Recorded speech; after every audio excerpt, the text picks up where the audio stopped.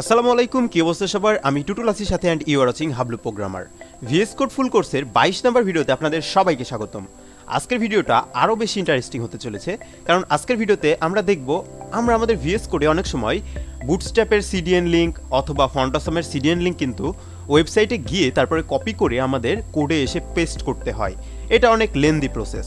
কেমন হয় যদি আমরা ভিএস কোডে থাকা অবস্থায় এই সিডিএন লিঙ্কগুলো পেতে পারি? আজকের ভিডিওতে আমরা সেই বিষয়টা নিয়েই আলোচনা করব। সো ভিডিওটা আপনারা না টেনে সম্পূর্ণ দেখবেন। ফিরছি ইন্টোর পর।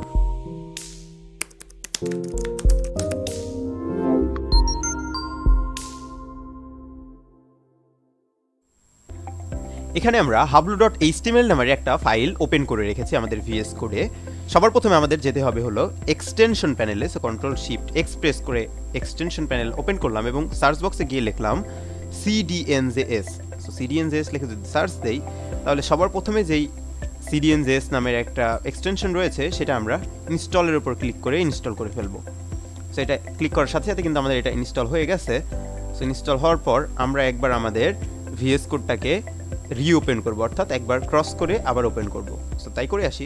ওকে, সো রিওপেন করার পর আমি চাচ্ছি আমাদের এই হেড ট্যাগের ভিতরে ফন্টসমের সিডিএন লিঙ্কটা এখানে পেস্ট করতে।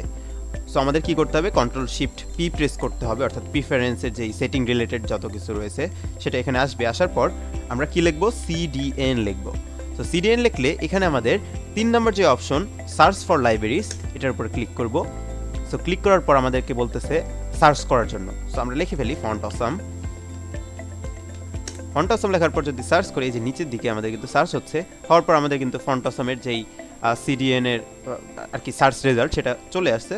সেখানে এন্টার হিট করলাম ফন্টসমে, অথবা মাউস দিয়ে ক্লিক করার পর আমাদের ভার্সন বলতেছে কত ভার্সন আমরা নিতে চাই। সো 6.1.0 অর্থাৎ লেটেস্ট ভার্সন, এটা আমরা এন্টার হিট করলাম। এখানে আমাদের বলতেছে কোন লিঙ্কটা আমরা কপি করব। সো আমি চাচ্ছি মিনিমাল যেই লিঙ্কটা সেটা নিতে।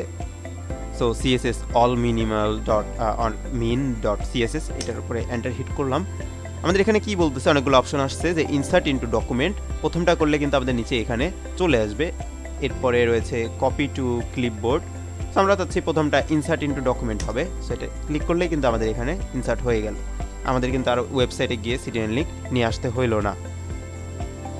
এরপরে আমরা দেখি বুটস্ট্র্যাপ কিভাবে ইউজ করব। So control shift P press করলাম, আবার CDN.js যাওয়ার পর সার্চ করলাম বুটস্ট্র্যাপ, সার্চ করলাম।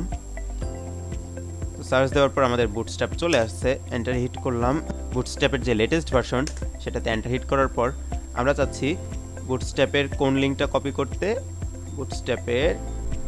তো আমরা চাচ্ছি বুটস্ট্র্যাপের min.css এই ফাইলটা নিতে। সো এটা এন্টার করার পর আমি এবার চাচ্ছি যে ইনসার্ট ইনটু ডকুমেন্ট না করে সেকেন্ড যে অপশনটা রয়েছে কপি টু ক্লিপবোর্ড, এটার উপর ক্লিক করলাম। তাহলে কিন্তু কপি হয়ে গেল। এখন কোড আসার পর কন্ট্রোল ভি প্রেস করলে কিন্তু আমাদের এটা পেস্ট হয়ে যাবে। কি সুন্দর, তাই না? আরও একটা জিনিস দেখাই, কন্ট্রোল শিফট পি প্রেস করলে এরপরে যদি CDN লিখে সার্চ দেই তাহলে আমাদের এখানে রিসেন্ট লাইব্রেরিজ নামের এইটা অপশন আসছে। এটাতে ক্লিক করলে আমরা লাস্ট যেই কোডগুলো কপি করছি সিডিএন লিঙ্ক সেগুলো কিন্তু এখানে দেখাবে। সেখান থেকে জাস্ট ক্লিক করে কোনটা নিতে চাই সেটা এভাবে করে ইনসার্ট ইনটু ডকুমেন্ট করলে কিন্তু চলে আসবে। তো এই ছিল আমাদের আজকের এই ভিডিওতে। দেখা হবে নেক্সট ভিডিওতে। Have fun, take a risk.